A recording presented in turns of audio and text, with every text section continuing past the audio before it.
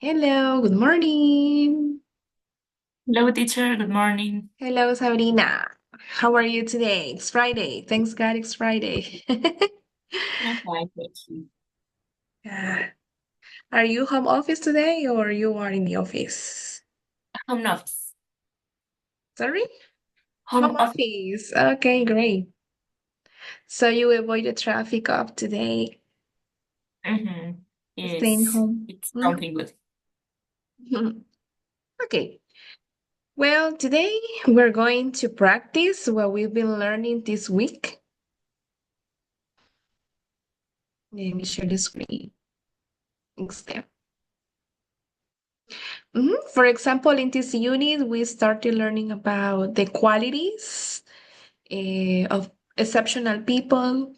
And for that, we use compound adjectives. Do you remember what compound adjectives are? Mm. Yeah, for example, blue-eyed. Good. And they are formed of two or more words, right? Some of them need a hyphen. When there are two separate words, we need or three separate words, we need to use a hyphen. And there are different types of compound adjectives. We learned, for example, adjective plus noun plus ed, adverb plus a noun, and etc. Or adverb plus a verb, sorry, adverb plus a verb in ing form. So we're going to practice here with this exercise. What qualities should these people have? Write a sentence using two compound adjectives. So, for example, in the first picture, we have an elementary school teacher should be kind-hearted and well-educated. So, what are the two compound adjectives in this sentence?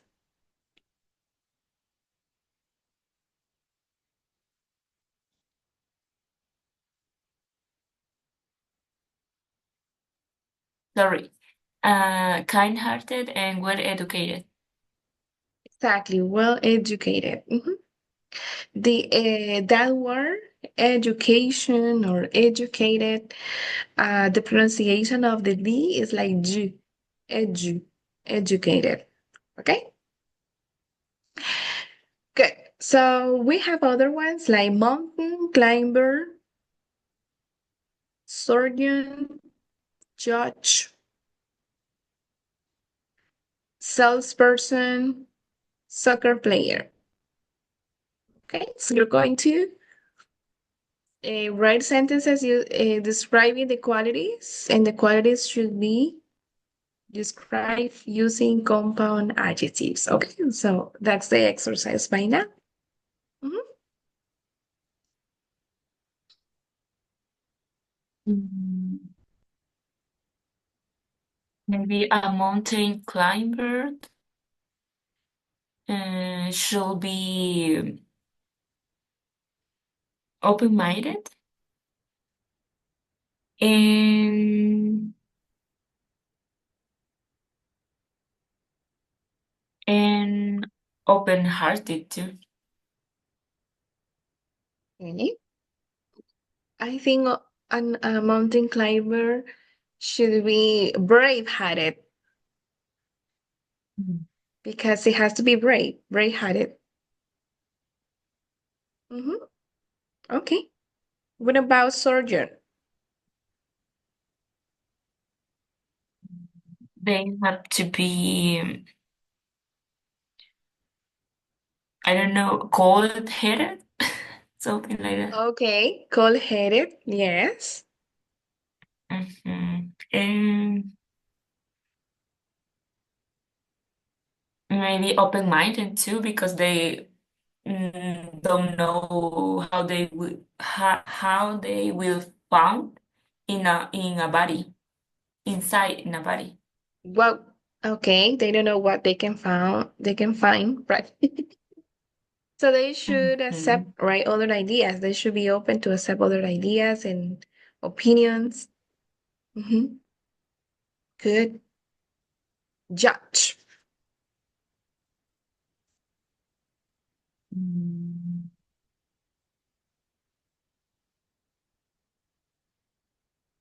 They have to be hard-hearted Okay. and maybe cold-headed too. Good. And we have salesperson and soccer player. Mm.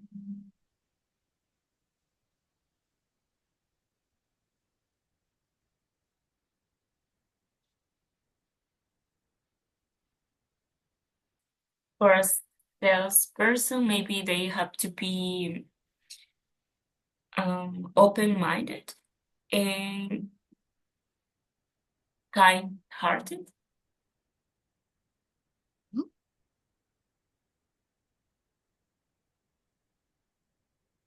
Okay. And soccer player. A soccer player should be brave-hearted too Mhm. and kind-hearted. Mhm. Okay, good. I was trying to look for other ones or other component adjectives.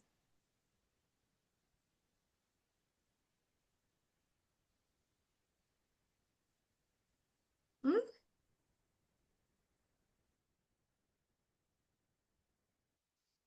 okay, for example, I have this one. It's strong-willed. It's like highly motivated. Another one is high-spirited. Okay. Or, well, famous soccer players are highly paid. They earn thousands of dollars every week. That could be other one. Mhm. Okay, nice. I'm going to send you one image in which you can find a lot of different compound adjectives.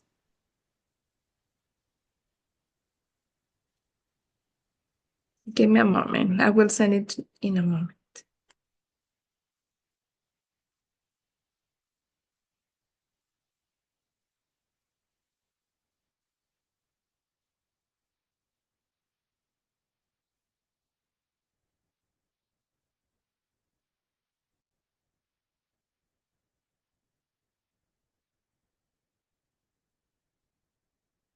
Okay. So there you go. In a moment, you will see it. There is a big list of compound adjectives so that we can use them. Good. Okay, so now let's go over the next part. We have some conversations. Let me see. Nice, this is not the one. This is from the next lesson. It's this one.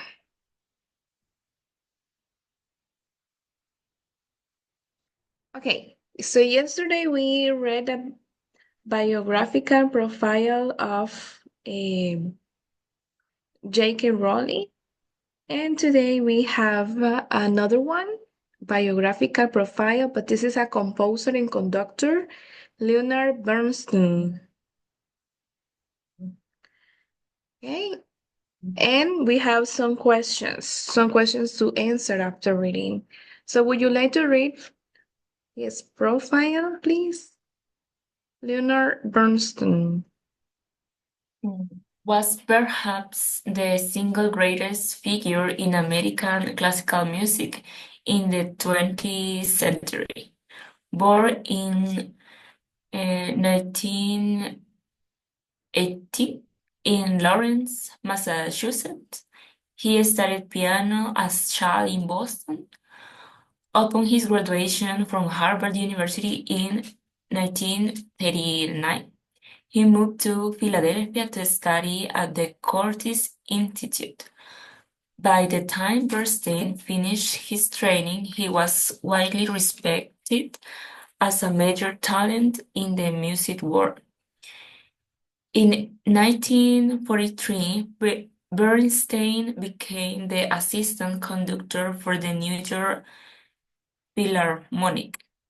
One night, he was asked to substitute for a conductor who was sick. This was a particularly difficult concert, but Bernstein performed brilliantly and was a great success. Over the next 60 years, he held conducting positions in several of the great orchestras of the world, and he performed as a guest conductor with many others. His work includes both live concerts and recordings. In 1968, Bernstein became the music director of the New York Philharmonic. The same year, he started a series of television programs called Young People's Concerts, designed to teach children an appreciation for great music. At the Philharmonic, Bernstein was a very popular conductor. He brought, he brought new music to the orchestra and revitalized older music that hadn't been played for some time. Bernstein died in New York City in 1990. He conducted and composed music up until the time of his death. Through his lifetime of conducting, composing, teaching, and helping people understand music, and he left great gift to the world.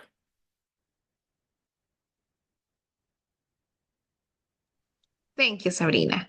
Good. So he was part of Philharmonic, the New York Philharmonic, right? That was a famous or talented composer and conductor. Good. So let's see. In the reading, there were some words. Maybe you can repeat after me, Sabrina. Okay. For example, this word brilliantly, brilliantly, Brilliantly. Mhm. Brilliant. Brilliantly, brilliantly. Brilliantly. Then we have orchestras, orchestras. Orchestras. Mhm. The CH in this case is pronounced like K, orchestras. Okay. Then Okay. we have in this part, this one, his work included both live and concerts and recordings. In this case, when the concerts are not recorded, they are in person, they are called live Live concerts, concert. live, en vivo, live concerts. Live in this case is an adjective, like concerts, and it's different from live, which is the verb, live, and life is different, right? Mhm. The noun, but this is an adjective. His work included both live concerts. Concert. I think only that one. Yeah, revitalized, conducted. Good.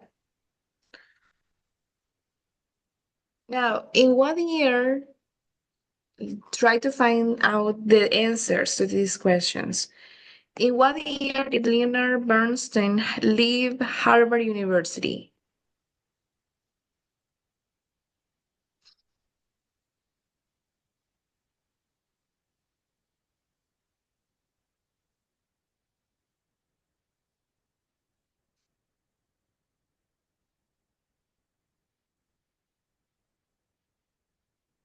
Can you find that In information? 1939. Exactly, in 1939. Good.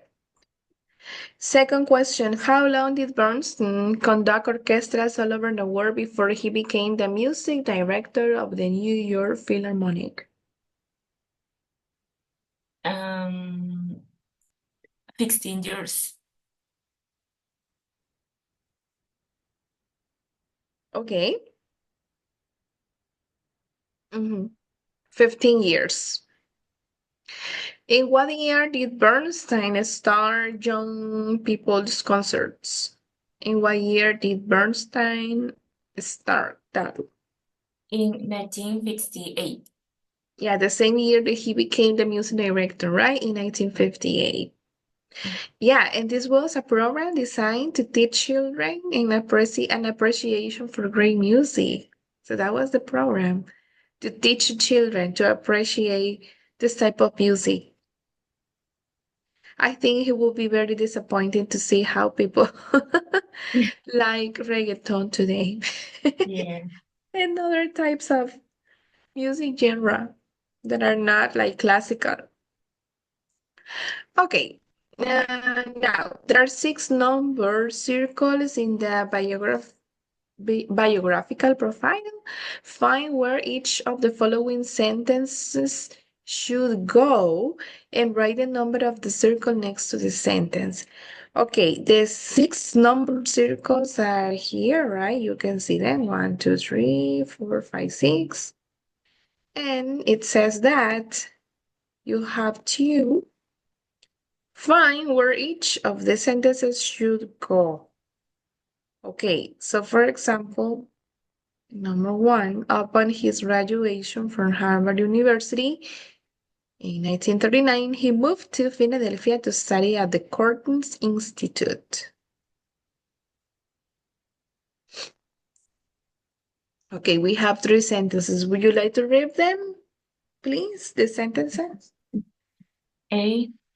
In 1969, Bernstein left the New York Philharmonic and spent the remaining years of his life composing a wide variety of music, conducting all over the world and teaching young musicians.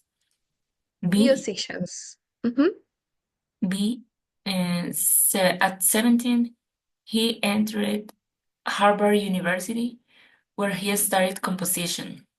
Wow, he was very young when he entered the university. And C. During his years there, he spent his summers at the Boston Symphony Orchestra's Institute at Tanglewood, where he studied with the conductor Serge Koussevitzky. Exactly. Good. So let's see.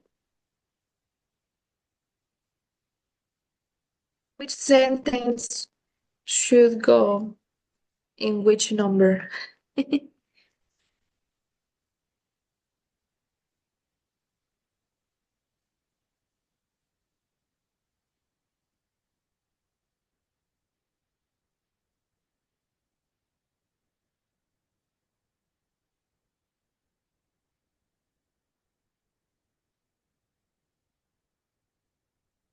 I think the number one Mhm.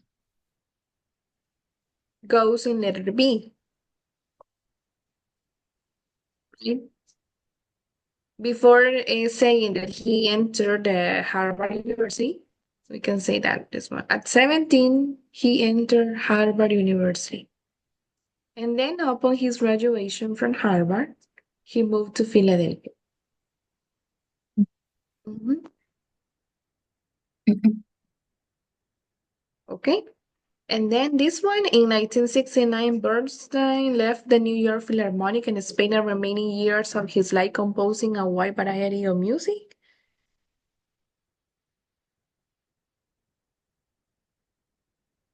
Remember that this biographical profile, they are arranged in chronological order.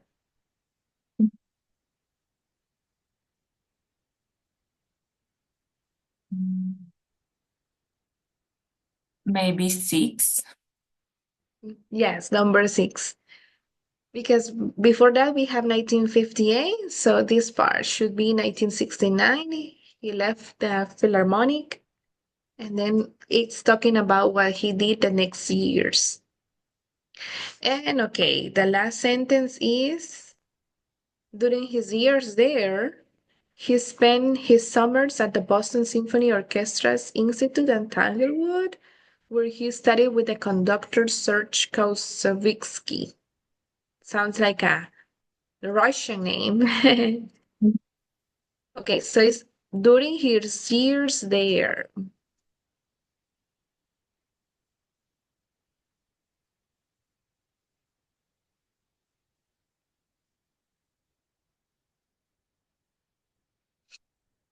It might be 4.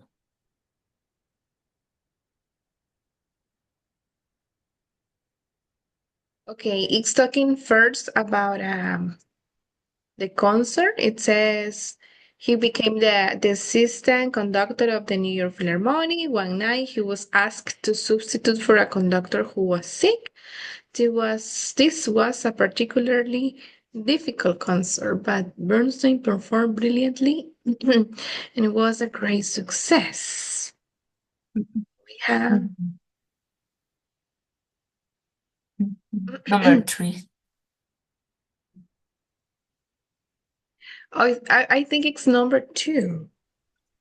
But, Uh-huh. He moved to Philadelphia to study at the Curtis Institute. mhm. And then, during his years there at the Curtis Institute, he spent his summers at the Boston Symphony Orchestra's Institute. Number 3. Yeah, Super. next check. Okay, 6, 1, and 2. Mhm. Okay, thank you, Sabrina. Good morning, Edis. Welcome to the class. Good morning, teacher. We just finished this exercise from the workbook. So now we're going to go back to the book. Just let me get into it. And we're going to start the lesson B. We were just reviewing the compound adjectives and also how to organize a biographical profile. And now we are going to start the lesson B of the book, of the unit 11. People with admire. That is the topic, people with admire. So to start with, we have role models. We have some like online posts in which people talk about role models, and we see what life values are reflected in each post. So we're going to learn about life values. The online post is open up your space to share feelings and ideas. Okay, so maybe you can read one each. So Robert, you start reading, sorry, Edis, you start reading about Robert.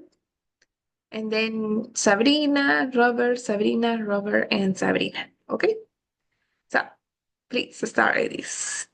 Okay, thank you. Okay, Robert, TD, okay, deep, excuse me. They may be the smartest or the best looking people in the world, but I say my friends are the people I most admire. We Admire. stick together. We stick together and watch out for each other and learn a lot from each other too. Okay, Sabrina. Alena. I've always looked up to my father. He's the hardest working and the least narrow-minded man I know. He's always taught me that hard work is the surest way to be successful.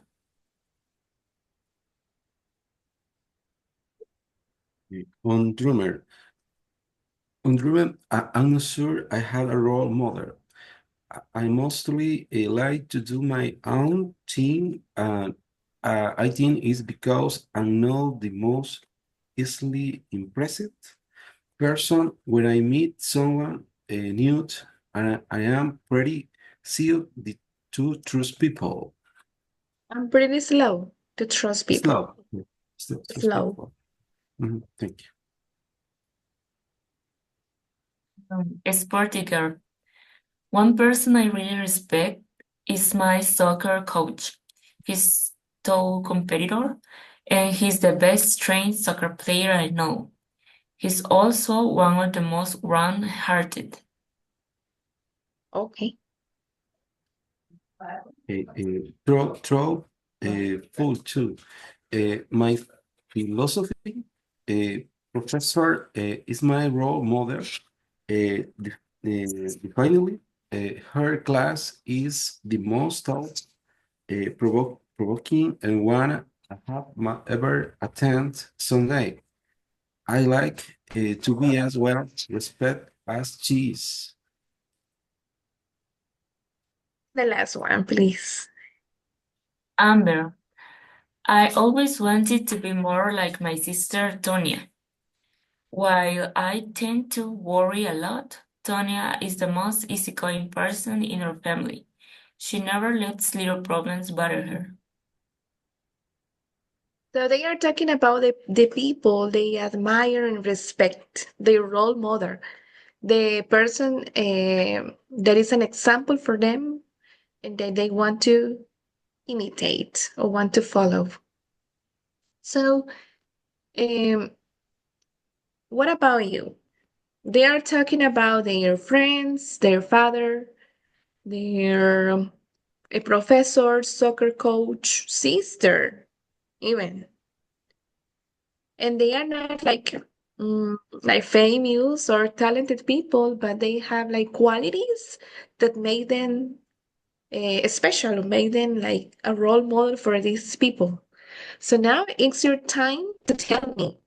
Tell me about someone you consider a role model and explain why you respect and admire this person. If you want, I can give you 1 minute to think about it. To think about a person you consider a role model. Okay? I'll give you 1 minute to think about it.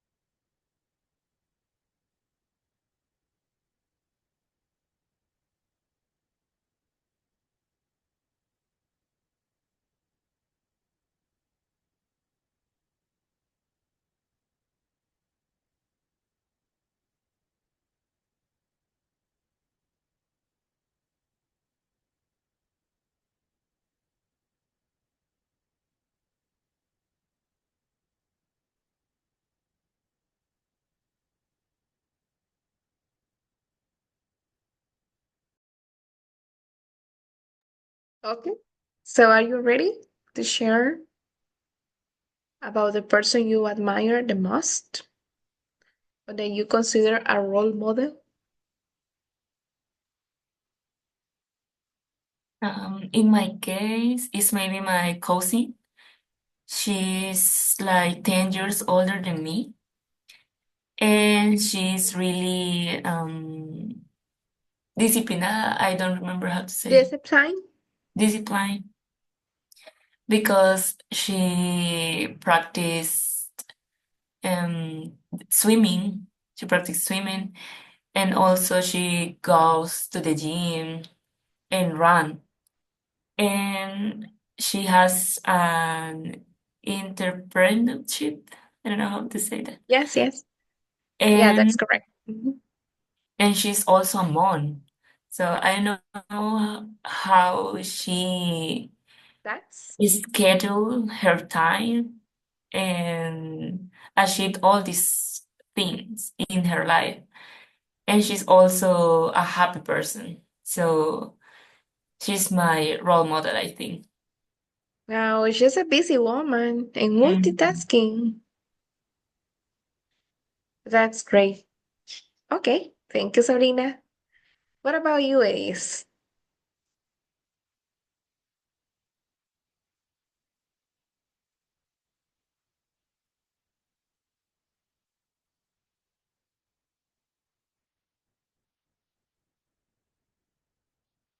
Excuse me, excuse me.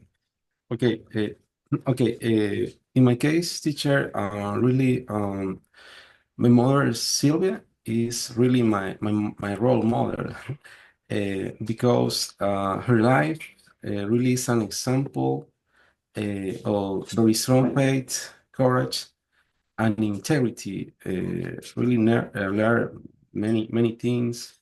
For example, the value of the life really develop.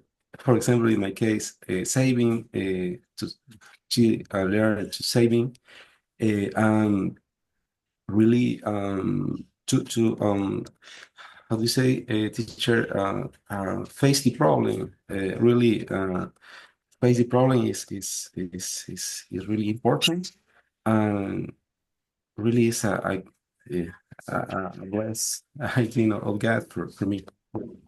Okay, she's very brave Mhm. Yeah. to Mhm. face the problems. Yes. And how old is your mother? 61, no, 62 years. Oh, really? It's like my mother's age too. My mother is 60, it's almost 62. Ah, okay, okay. Very young. Yeah, like yours. And I think my mother is one of my role models too, because she's a very strong woman, one of the one of the strongest uh, woman that I know. Um, well, she has worked a lot for us, for her children, and well, even though she's now retired because she doesn't work like before, but she's still taking care of the family. In this moment, she's taking care of like her grandchildren, and she is kind-hearted. She's always doing good things for others, and like she can't say no when somebody asks her a favor. It's like she's always doing good things, even though it's a sacrifice for her. She's always like that with the neighbors, with the family, other relatives. And also, she's always like looking after my grandmother because my grandmother is still alive. But my mother visits her very often and tries to help her. So yeah, my mom is one of the kind-hearted person I know. Okay, good. So we're going to listen to people who make a difference. We're going to listen to Luisa talk about her grandmother and Chulon talk about his tennis coach. They are talking about the people they admire and how do they feel about the people they are describing. So first, that's what the first thing you're going to listen. But I'm going to stop the or end the meeting right now because we have like 4 minutes and I don't want to I mean we can last the meeting in the middle of the listening. So please try to reconnect.